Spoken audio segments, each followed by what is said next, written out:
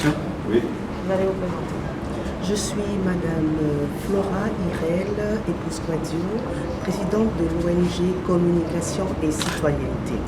Vous pouvez nous justifier le cadre de cette rencontre? Cette activité, c'est un atelier de sensibilisation concernant la révision de la liste électorale.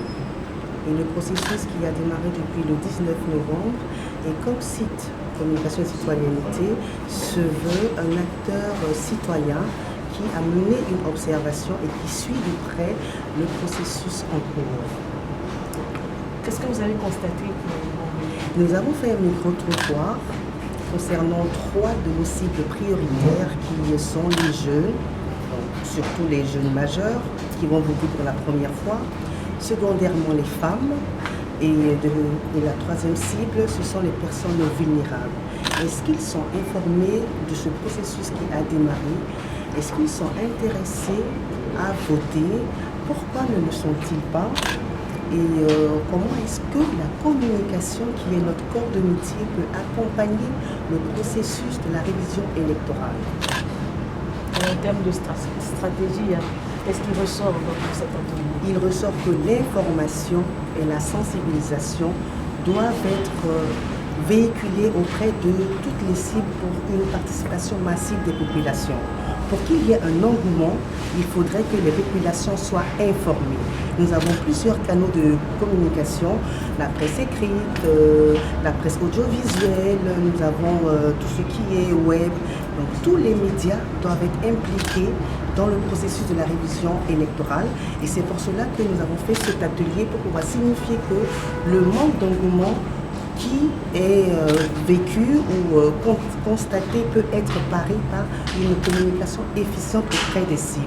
Et nous invitons donc les organes qui organisent les élections, toutes les parties prenantes du processus électoral, d'inclure la communication comme allié pour pouvoir engager et faire participer toute la population au processus électoral en cours qui commence par la révision de la liste électorale.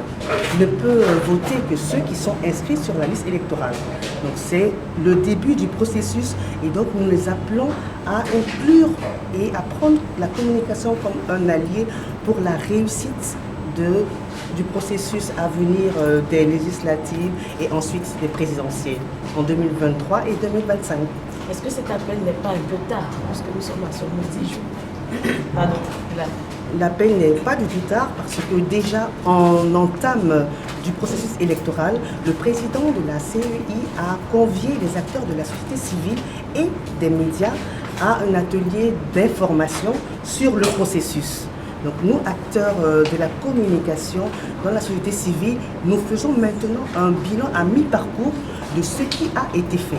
Donc nous avons invité la presse numérique, nous avons invité la presse papier, nous avons invité la société civile et les juristes pour savoir qu'est-ce qu'ils ont fait sur le terrain et quelles sont leurs observations et surtout quelles sont les recommandations qu'ils donnent pour un processus beaucoup plus réussi. Donc nous venons en termes de fédérer tout ce qui est recommandations pratiques sur le terrain que nous allons porter auprès de ces instances dirigeantes-là pour leur dire comment est-ce que le processus peut être revu de manière plus efficiente pour avoir une inclusion et une participation massive des populations. Je suis Noël Moto Agro, étudiant en journalisme 2e année. Pour moi, au sortir de cette conférence, je retiens que la majeure partie des jeunes ne s'intéressent pas au processus électoral, c'est-à-dire la liste des révisions, ils n'arrivent pas même à aller s'inscrire. Alors quel message donc je donne à tous ces jeunes qui nous écoutent? C'est que vous jeunes, vous devez savoir que la Côte d'Ivoire compte sur nous. Alors nous devons tous nous inscrire pour cette liste électorale qui a été lancée. Alors bonjour à tous, je suis Koni Waraba, étudiante en licence 2 de journalisme au groupe ESMA. J'ai été ravie de participer à ce panel et j'aimerais juste inviter les jeunes comme moi à participer à ce genre de panel, à s'informer, à se cultiver aussi sur la politique parce que nous sommes les leaders de demain et donc je voudrais vraiment inviter tous les jeunes à vraiment s'inscrire et à compter aussi pour le processus électoral. Merci. Je suis M. Yesso Griffith, responsable de la formation des projets de l'ONG Comsit. Nous ressortons de cet atelier aujourd'hui très satisfait, qui a vu la participation des panélistes de qualité, la participation d'étudiants. Nous avons abordé un sujet qui est un sujet d'intérêt général et qui nous concerne tous.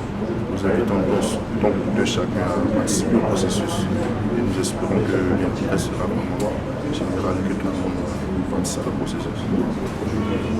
Bonjour, je suis Ageno Akré, journaliste et premier auditeur de la communication politique, la session communication politique organisée Madame Flora Irel.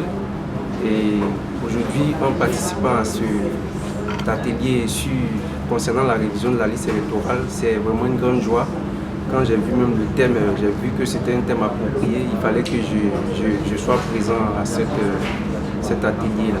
Et vraiment, nous avons beaucoup appris. Ok. Je suis Paten Crédit, journaliste et communicant en politique. Aujourd'hui, en prenant part à ce séminaire, c'est l'une des recommandations des séminaires précédents que nous avons eu à l'attention des journalistes et communicants politiques organisés par Flora Irel. Aujourd'hui, nous avons compris comment les politiques doivent vraiment aller vers les populations en les instruisant sur l'importance de s'inscrire sur la liste électorale.